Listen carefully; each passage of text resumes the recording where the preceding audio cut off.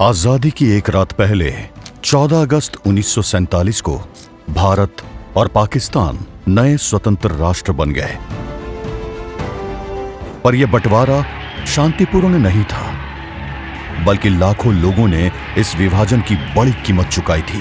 14 अगस्त को किया गया भारत का विभाजन मानव इतिहास के सबसे बड़े विस्थापनों में से एक था, जिससे लगभग 2 करोड़ लोग प्रभावित हुए थे।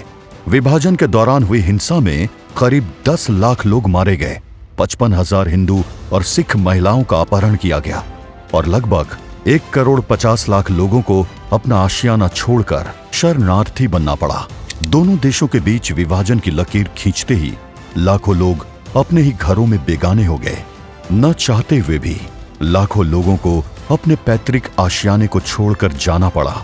विभाजनकारी नीतियों का साथ देना मानव इतिहास की बड़ी भूलों में से एक है। इतिहास की गलतियों को याद रखना आवश्यक है, क्योंकि जो समाज इतिहास की गलतियों को याद नहीं रखता, वो इतिहास की गलतियों से नहीं सीखता। विभाजन विभीषिका की स्मृति में हमें एक बड़ा सबक देती है कि जब विभाजनकारी शक्तियां सर उठा रही हो, उसे उसी समय सही जवाब देना जरूरी है। प्रधानमंत्री श्री नरेंद्र मोदी ने कहा कि हमें अपने इतिहास की गलतियों से सीखना चाहिए। साल 2021 में उन्होंने 14 अगस्त को विभाजन विभीषिका स्मृति दिवस के रूप में मनाने की घोषणा की, जिससे हम अपनी आने वाली पीढ़ियों को ये बात समझा सके कि विभाजन की विभीषिका को याद रखकर हम आज भी देश को नुकसान पहुंचाने वाले आतंकवाद, माओवाद और देश को बांटने की कुंठित सोच को हरा सकते हैं। आजादी के बाद इन लोगों को बहुत ही जल्द भुला दिया गया। भारत ने एक भावुक निर्णय लिया।